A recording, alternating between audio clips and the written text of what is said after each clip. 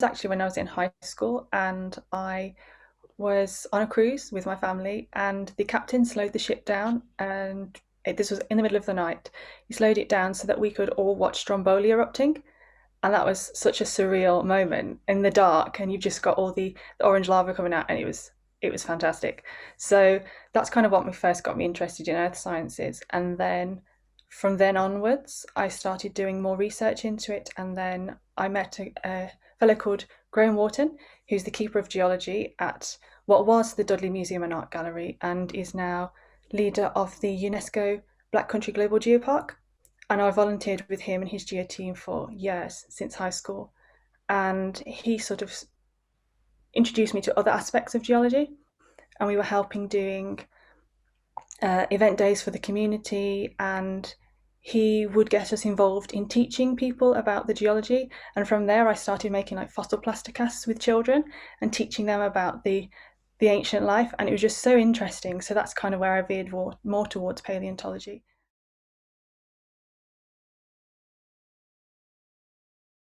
Since I was little, I always said I wanted to be an author. Didn't know what type of author, but I just really wanted to write.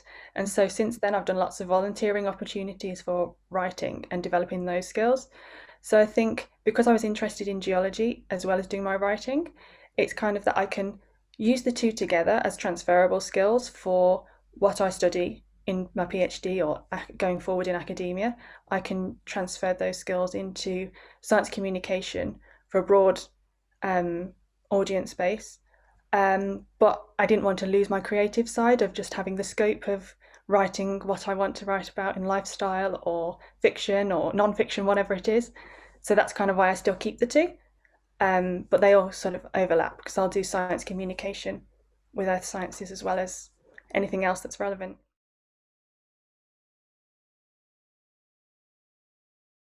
Key intervals of climate change, and then how that impacts the fauna and flora of the time.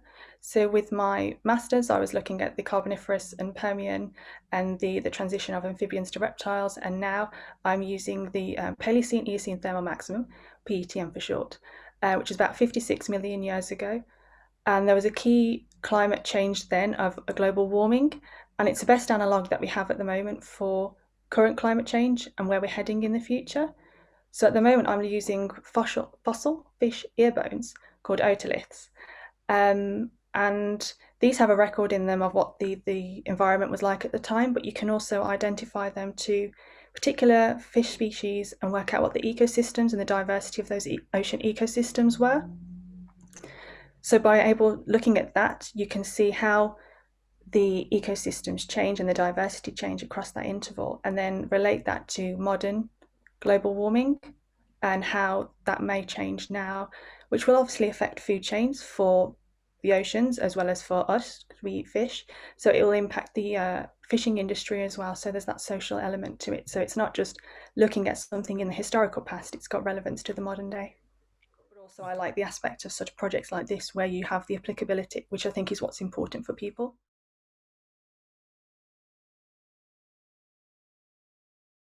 What I've done from the early ages, as I was saying, in high school when I was working with Graham Wharton, and we did the rock and fossil festivals there. So that helped to build my early science communication skills. And then since then, I've done writing for things like Paleontology Online, which helps to get the information out there on a specific project. So mine was on the amphibians and reptiles of the Carboniferous and Permian, but there's a variety of different subject matter on there.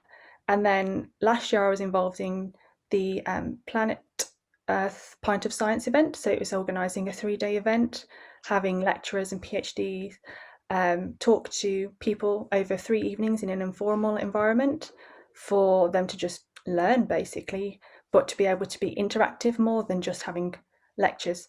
But unfortunately, that couldn't go ahead because of the pandemic. Um, and then the other thing that's a really exciting project actually is I work with a guy called Dave Marshall on the Virtual Natural History Museum. And it's a really cool concept. It's like a virtual video game, but as a museum. And we've created lots of fossils that we're putting into cabinets there. So each individual can have their own little avatar and they can go up to a cabinet and find out about the fossils that are in there. So it's still in development, but it's a really nice way to engage with people. And we've had some people in schools do some trials of it, and there's been some really positive feedback of having that more interactive element. So that's really good.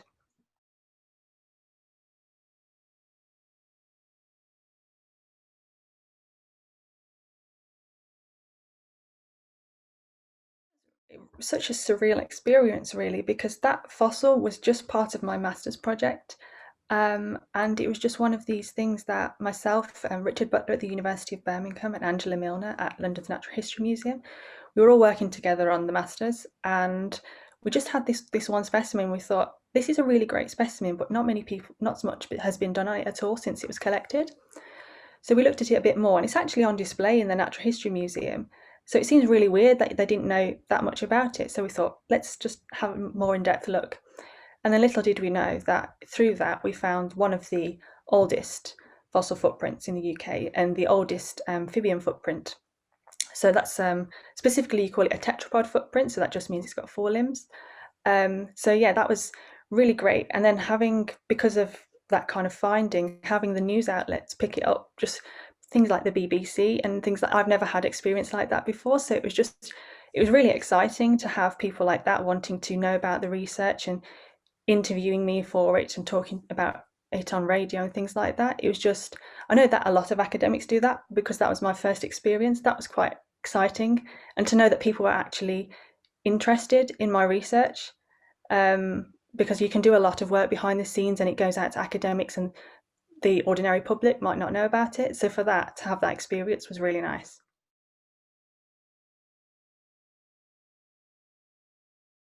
A career in geoscience is fulfilling to me because I'm investigating how the world works, how we interact with the world and it interacts with us.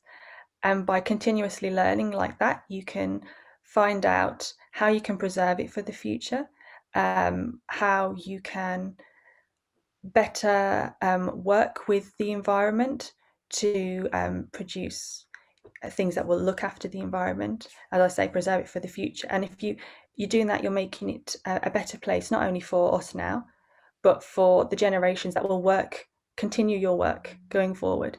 So I think because it's a continual cycle of learning and development and learning and development, that's what I like about it. And because it affects everybody really. Whatever little bit of research that you do, somebody else will pick up on it, add it to theirs, and then overall you develop a global perspective that will have benefits for society.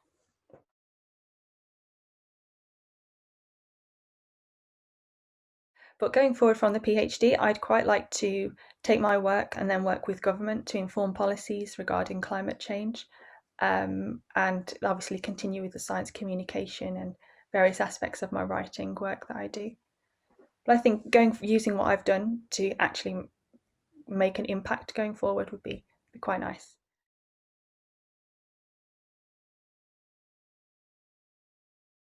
I can't really say that I've had anything negative happen or to say about it. To me, I've just found it a very fulfilling environment.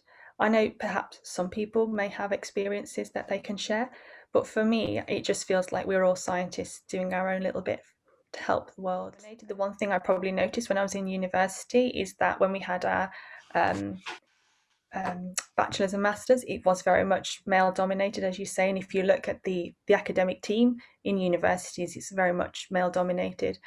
Um, but I don't feel like with it being male dominated that there's any, well, from my personal experience, any negativity towards women. So when it comes to science communication, I feel like I've had males and females just as interested, perhaps even more so females interested in it, which is nice to see as developing generations. So I think there's just a continual progression of having equality in the field. But from my personal experience, I haven't really had anything that was inequality.